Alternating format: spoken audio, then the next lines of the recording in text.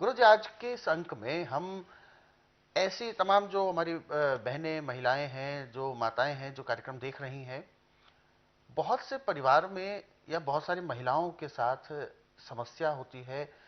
संतान, हर किसी की चाहत होती है संतान होना, लेकिन संतान होने से पहले ही गर्भ में ही गर्भपात हो जाता है। और ये एक बार नहीं, ये सिलसिला चलता ही रहता है। तो ऐसी स्थिति में डॉक्टर्स भी समझ नहीं पाते हैं कि आखिर गर्भपात हो क्यों रहा है। तो इसके पीछे आपका क्या दृष्टिकोण है, क्यों गर्भपात होने की स्थिति बनती है? देखिए, गर्भपात होने के मुख्य दो मेन कारण हैं। अच्छा।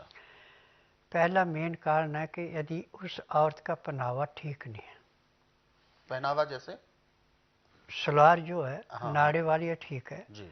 ये नाड़े वाली सलवार नहीं है, उसमें प्लास्टिक है या पैंट पहन रही है, हाँ हाँ हाँ। तो यूट्रस के अंदर सूजन पैदा हो जाती है। अच्छा। जैसे बच्चे की बढ़ोतरी और शुरू होना होती है, पेट में? तो हाँ, जी। तो उसको जगह नहीं मिलती फिर हम्म। बढ़ने के लिए, गर्भपात हो जाता जी जी जी। है। और दूसरा इसका कारण है कि यदि औरत चटपटी चीज़ें ज़्यादा खाती है तो गर्भपात हो जाता है।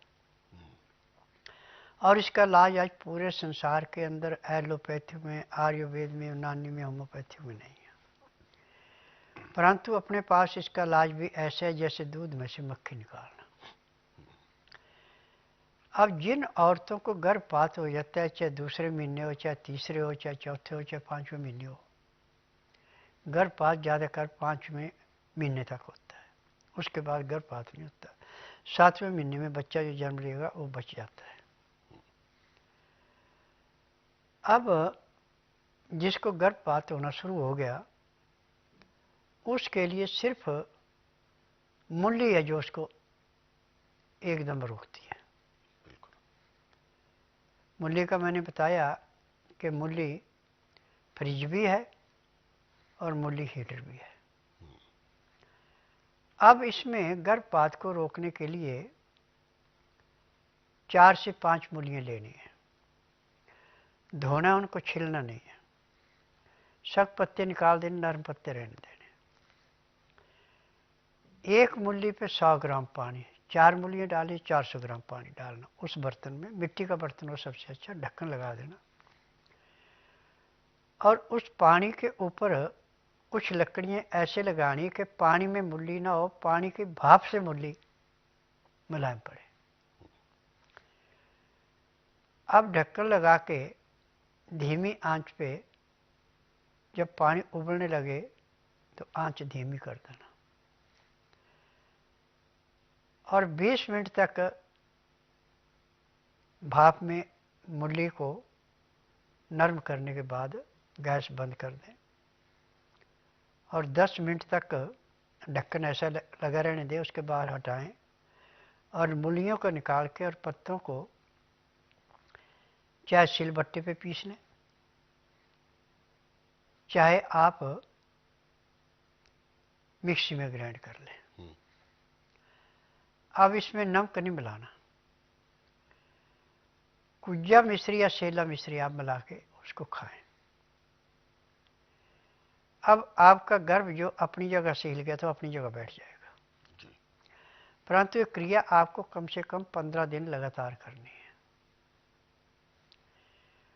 और खान पान में परहेज रखना कि दिन का खाना 10 बजे तक हो जाए। रात्रि का खाना दिन अस्त होने से घंटा 1.5 घंटा पहले खा लें। खाना खाते समय 2 गिलास 15 से 18 डिग्री गर्म पानी में, चाहे आप लहसुन प्याज अदरक का रस मिला के लें, चाहे सिंधा, काला नमक, काली मिर्च, नींबू का रस मिला के लें। उसका तरीका है कि रोटी को, ताज़ी को, गर्म गर्म को, दाल सब्जी जिसमें भी आपने खानी उसमें अच्छी तरह मसल लें, और दाल सब्जी में जो भी आपने बनाई उसमें सिंधा नमक या काला नमक, काली मिर्च, हल्दी, इसके अलावा कुछ नहीं, छौंक नहीं लगाना। और जब खाना खाने लगे तो 2-4 ग्राही खाना खाया, 2 घुट पानी पिया, खाना खाने में, पानी पीने में पूरा 1 घंटा लगा दें। उसके बाद दांतन कूड़ा करके 5 मिनट के लिए वज्रासन बैठ जाएं। फिर उसके बाद उठ करके कम से कम 15 से 20 मिनट थोड़ा सा टहल लें। फिर आप सब आसन लेट जाएं आधे घंटे के लिए। फिर 5 मिनट के लिए बाईं साइड करवट लें, 3 मिनट के लिए दाईं साइड करवट लें। फिर सब आसन लेट के बाईं साइड को करवट लेके उठें।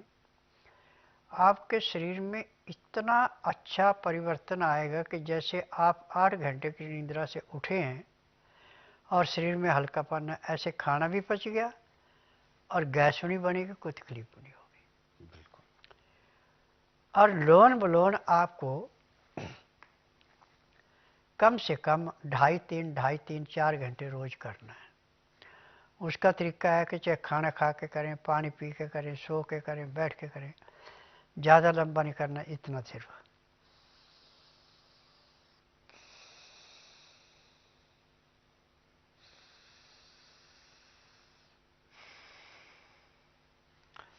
तो इससे शरीर के अंदर जो सूजना वो तो खत्म होगी और खून आपका शुद्ध हो गया तो बीमारी कहाँ से आएगी।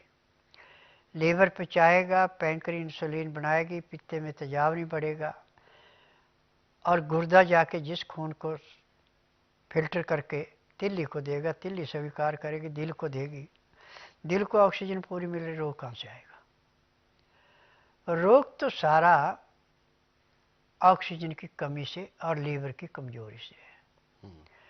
लीवर काम पूरा कर रहा है, पैंक्री इंसुलिन बना रही है और आपके फेफड़े पूरी ऑक्सीजन दिल को दे रहे, रोग कोई है नहीं। जितने रोग हैं हमारे गलत खान पान से।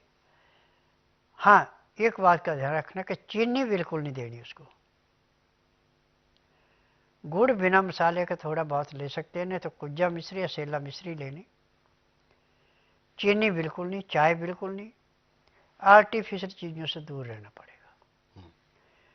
और ऐसे केस मेरे पास हर महीने 4 से 5 तो आते आते। किसी की 4 बार, किसी का 5 बार जब गर्भपात हो जाता है तब मेरे पास आते हैं। और उसके बाद जो यहाँ से दवाइयाँ दी जाती हैं उन दवाइयों को खाते हैं। उसके बाद जो गर्भ रुकता है वो पूरे 9 महीने पूरे करके जन्म ही लेता है, वो कभी भी गर्भपात नहीं होता। क्योंकि मैं नाड़ी वैद्य हूँ, मुझे 10,000 जड़ी बूटियों की पहचान है जिनसे मैं दवाइयाँ बनाता हूँ और मेरी अपनी फार्मेसी दवाइयाँ बनाने की, दवाइयाँ रजिस्टर्ड है, पेटेंट है, इनका साइड इफेक्ट कोई नहीं है।